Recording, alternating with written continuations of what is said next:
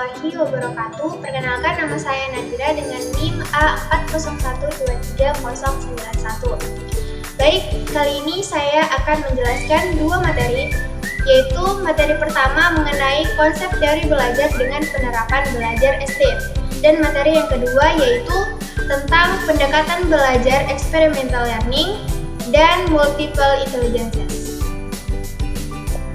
Oke, langsung saja. Konsep teori belajar dengan penerapan belajar SD. Apa itu pendekatan pembelajaran holistik? Holistik merujuk pada pandangan atau pendekatan yang memandang sesuatu sebagai suatu kesatuan yang utuh dan terintegrasi pengetahuan. Konsep dasar pembelajaran holistik yaitu pendekatan pembelajaran yang fokus pada pemahaman informasi dan mengaitkannya dengan topik-topik lain, sehingga terbangun kerangka pengetahuan. Nah, ada 5 aplikasi pendekatan pembelajaran holistik menurut Woolfolk 1993, yaitu yang pertama, pengetahuan yang mendalami, yang kedua, pembelajaran yang bermakna, yang ketiga, perilaku bertujuan, yang keempat, prinsip ruang hidup, dan yang kelima, transfer dalam pembelajaran. Selanjutnya, apa itu pendekatan pembelajaran konstruktivisme? Konstruktivisme adalah pendekatan yang menunjukkan bahwa pembelajaran lebih efektif dan bermakna ketika siswa mampu berinteraksi dengan masalah atau konsep. Apa saja keunggulan dan hambatan pendekatan konstruktivisme ini? Keunggulan yang pertama yaitu kemampuan mengingat dan mengungkapkan kembali pengalaman. Yang kedua, kemampuan membandingkan dan mengambil keputusan akan kesamaan dan perbedaan. 3. Kemampuan untuk lebih menyukai suatu pengalaman yang satu daripada yang lain. Hambatannya ada 3, yaitu kurangnya pemahaman konsep, 2. Perbedaan antara siswa, 3. Keterbatasan sumber daya. Pendekatan pembelajaran experiential learning, suatu metode pembelajaran yang berfokus pada pengalaman langsung dan aktif siswa dalam memperoleh pengetahuan, keterampilan, dan pemahaman.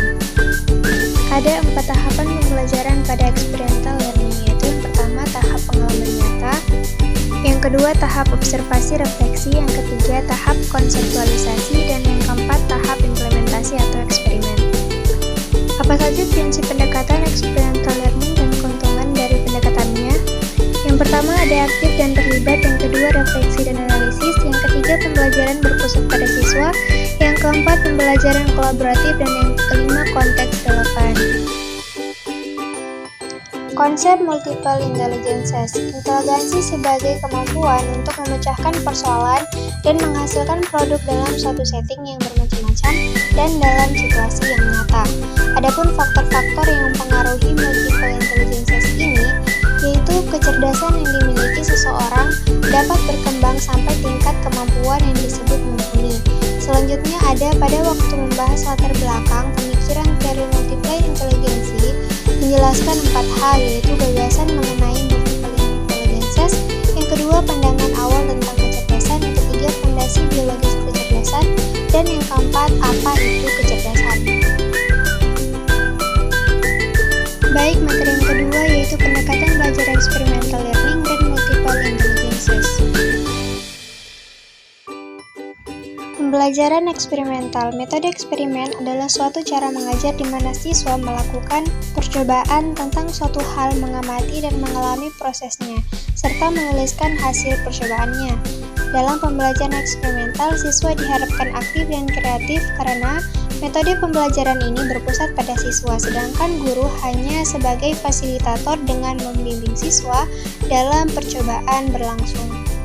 Adapun persamaan dan perbedaannya, yaitu persamaannya yang pertama keduanya menekankan pada pengalaman langsung dan aktif siswa dalam memperoleh pengetahuan dan keterampilan. Yang kedua, keduanya menekankan pada pemikiran kritis dan evaluasi. Adapun perbedaannya yaitu pendekatan pembelajaran eksperimental menekankan pada refleksi dan analisis setelah pengalaman belajar, sedangkan pendekatan pembelajaran multiple intelligence tidak menekankan pada refleksi dan analisis setelah pengalaman belajar. Ada 4 penerapan dalam praktik, yaitu yang pertama permainan, yang kedua eksperimen, yang ketiga bermain peran, dan yang keempat simulasi.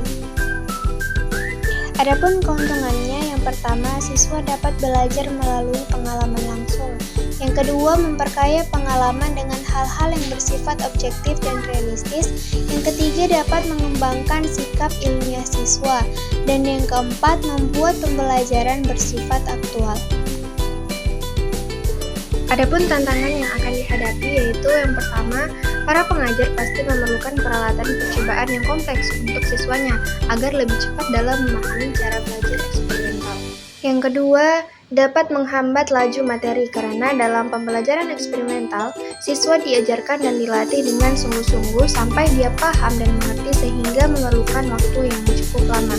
Yang ketiga, menyimpulkan kesulitan bagi pengajar untuk memanajemen waktunya agar semua materi terselesaikan walaupun menggunakan sistem eksperimental.